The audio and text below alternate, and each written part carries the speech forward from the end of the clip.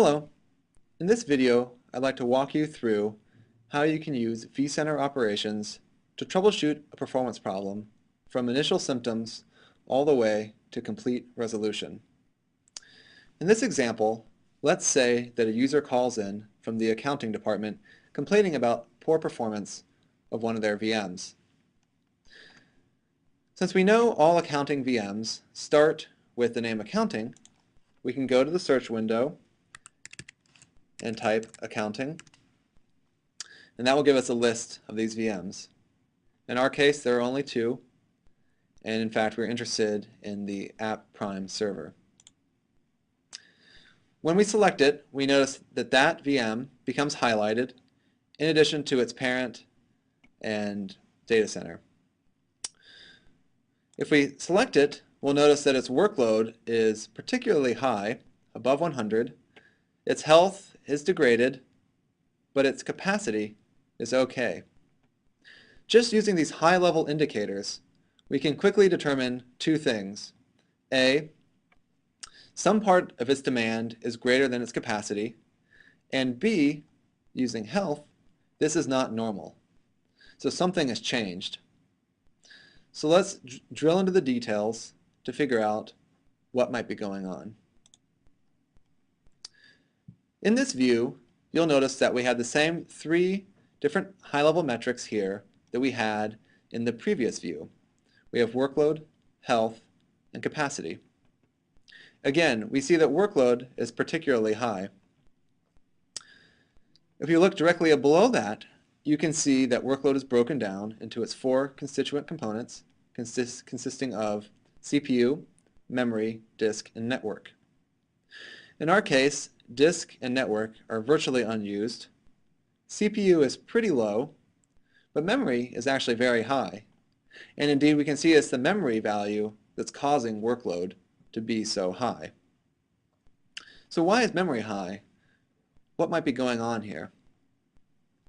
Well, if we take a look to the right, we'll see a breakdown of CPU and memory. There's three key concepts that you need to understand when looking at these charts. The first is demand, the second usage, the third capacity. Demand is simply a measure of what this VM wants. Usage is what it gets, and capacity is the most that it can get. We can use these three metrics to reason about whether a VM is getting what it needs or not.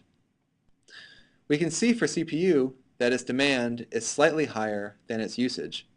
That means this VM wants more than it's actually getting. Since we see that demand is below its capacity, it probably means that it's a population pressure problem on the host. There's a bunch of other VMs that also want CPU. But CPU isn't our main culprit here, memory is. So let's take a look at memory. Here we see we have two different views of memory. Why do we have two different views, and what does that mean? We have VM memory, which looks at the configured amount of memory for that VM. And here we can take memory, demand, and usage into account in making sure that our VM is correctly sized. We see in these cases that actually both of these numbers are much below our configured memory size. So we see that, okay, this VM is properly sized. It's not a problem. ESX memory, on the other hand, tells you how much physical RAM this VM wants and is getting. In our case here, we can see that the physical RAM is demanding 780 megabytes, but it's only getting 625. So why might that be? Why does it want more than it's able to get? Could it be a population pressure problem? Let's scroll down and see. Well, if we look at the parent, we see that the parent has a pretty low workload. So more than likely, the parent object, in this case the ESX host, is not contending for memory. Thus, it's not a problem of having too many VMs or VMs that want too much memory on this host. Maybe it's a problem with the VM itself. Let's check if its limit is set properly. For that, we can dig even further deeper into our All Metrics tab. The All Metrics tab lists every stat that VC-Ops collects for this object. Some of these stats come from VC, others are derived by our product. In this case, we want to check out memory. And if we scroll down, we'll see that we have the VM limit stat. We can double click on it to bring it up over here. Now we see something interesting here. We see that this limit is set to 524 megabytes. So why would a limit be set to 524 megabytes? It's curious.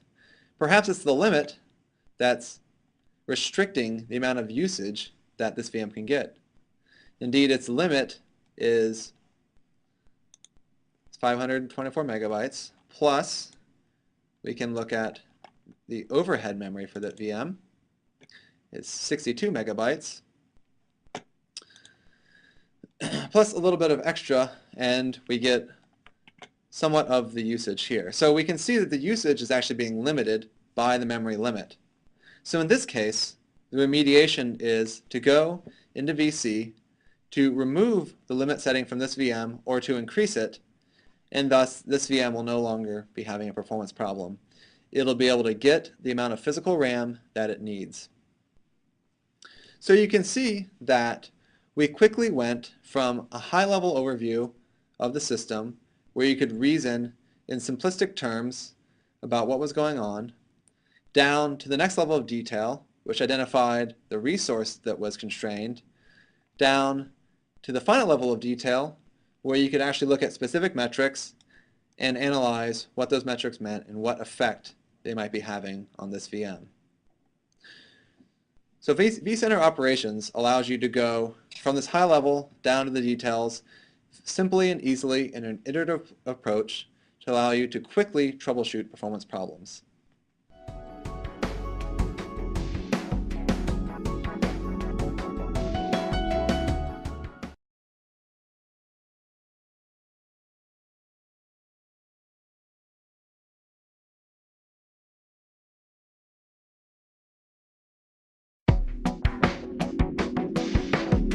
The VMware View client for iPad is focused on simplicity, and the goal is to make it easy for the end user to connect to their desktop, and once they're connected, make it easy for them to interact within the desktop. So we're going to click on the View client for iPad icon, and we're going to add a View connection server by entering the IP address in this screen. And once we're done entering the IP address, we're going to click on Connect, and we'll be presented with the screen for entering our user credentials. Here we have a username and password, and the password could either be your Active Directory password or it could be an RSA Secure ID. Once we've entered those credentials, we are presented with the desktops that have been provisioned for us. We'll select from one of those, and we'll log into the desktop. So once you're inside of the desktop, you have the option to use a drop-down menu that you see here at the top of the screen. And with the drop-down menu, you can invoke things like the keyboard, which can also be invoked with the three-finger tap. We can also pull up a trackpad, and the trackpad is used for more precise mousing. We also have a left and right button along with this trackpad. In addition to the keyboard and the trackpad, we have a control pad, and here you have access to a number of different keys that you would find on a traditional keyboard, things like the arrow keys, the function keys, page up and page down. You can also invoke the gesture help from the drop-down toolbar, and here you can see the gestures that are supported within the View client for iPad. In addition, we have the ability to set some options, touchpad sensitivity, turn tooltips on and off. So as you'll notice, you have full access to a full Windows desktop. We have access to the Start menu, and here we can do something like launch Microsoft Office. And we have a Word document open here. We're going to do a three-finger tap to bring up the keyboard. We'll tap some letters in, and I can use the control key that appears at the top of the keyboard to do things like select all, copy, and then paste text. So it operates just like a normal keyboard would. So now that we're done with the Word document, we can click on the toolbar again, and from there we can select the disconnect button, and we're disconnected from our desktop. And we're back at the iPad home screen. So we'll reconnect to our View desktop by clicking on the icon, and here we would see up to 4 previously connected View desktops, and we're going to click on one of the ones that we've previously connected to. We're prompted for our username and password. We'll enter our password, we'll click on Done, and we'll be quickly connected to our desktop. Want to know more? Go to vmware.com/iPad.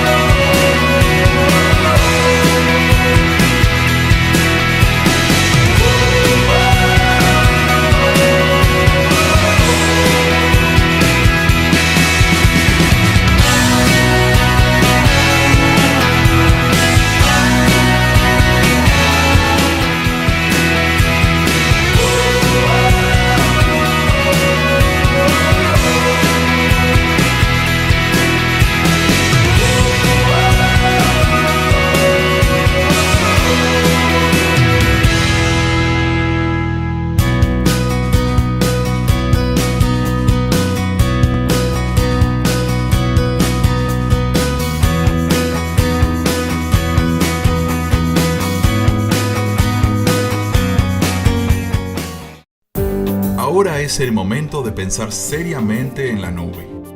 Pero con tantas compañías tratando de venderme su enfoque, resulta difícil decidir qué estrategia es adecuada para mí. ¿Qué estrategia de cloud hará más veloz la tecnología de la información para acelerar nuestro negocio? ¿Cuál nos asegurará una completa seguridad, cumplimiento y control? ¿Y qué hay de todo el tiempo y recursos ya invertidos en nuestras aplicaciones actuales? ¿Realmente vamos a tener que empezar de cero? ¿Qué estrategia de cloud es indicada para mí? En VMware creemos que no se trata de la nube de alguien más, es tu nube. Después de todo, es tu negocio. Todo comienza con una empresa con infraestructura IT dinámica y escalable que ordena los materiales existentes en tu data center al visualizarlos con VMware.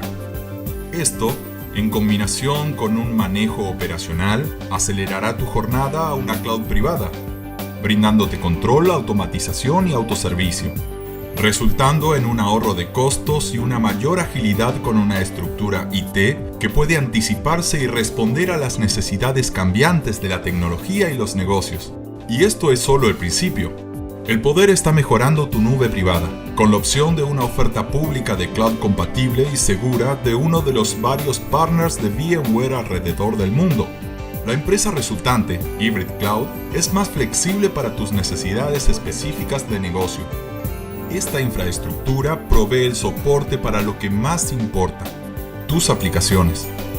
La plataforma de aplicaciones cloud de VMware está abierta a cualquier framework de desarrollo, herramienta o servicio que quieras utilizar. permite una rápida entrega de nuevas aplicaciones que pueden adaptarse instantáneamente para cumplir con las necesidades dinámicas de tu negocio. Ya sea que elijas implementar estas aplicaciones en tu nube privada o en una nube pública, tu elección no termina con VMware Power Clouds. Las aplicaciones construidas sobre la plataforma de aplicaciones VMware Cloud se ejecutan eficientemente en cualquier nube pública, como por ejemplo Google App Engine, Amazon Web Engine o cloudfoundry.com. Es tu nube, tu elección. Uno de los retos más importantes de la infraestructura IT es la proliferación de dispositivos de usuarios finales dentro de una empresa. Pero al influenciar la infraestructura de cloud de VMware, podemos incluir aplicaciones y datos de usuarios finales en la nube. Esto permite que la infraestructura IT brinde información dinámica y aplicaciones para usuarios finales, siempre manteniendo el control. Para que la infraestructura IT mantenga el control a lo largo de la nueva infraestructura dinámica, gestión, seguridad y el cumplimiento deben ser repensados. Por ello, VMware ha creado desde cero una gestión y una seguridad específica para un ambiente virtual que permita agilidad y control. La gestión integrada y las interfaces impulsadas mediante políticas aseguran niveles de servicio en un ambiente dinámico con una gestión proactiva, capacidad de planeamiento integrada y configuración automática, patches y aprovisionamiento. El resultado son operaciones más eficientes, combinadas con un camino hacia la seguridad y un cumplimiento automatizado. Lo que hemos cubierto hoy no se trata del cloud de VMware, no es sobre la nube. Es sobre tu nube, la única que realmente importa. Tu nube influencia tu infraestructura existente y te permite actualizar aplicaciones existentes y construir rápidamente otras nuevas. Tu nube le brinda a los usuarios finales la libertad de utilizar cualquier dispositivo mientras se mantiene en un ambiente seguro y controlado. Tu nube bajó los costos y permite a la infraestructura IT operar con la agilidad necesaria para mantener tu negocio competitivo, todo mientras mantienes el control. Tu nube acelera la infraestructura IT y al acelerarla, aceleras tu negocio. Eso es lo que importa.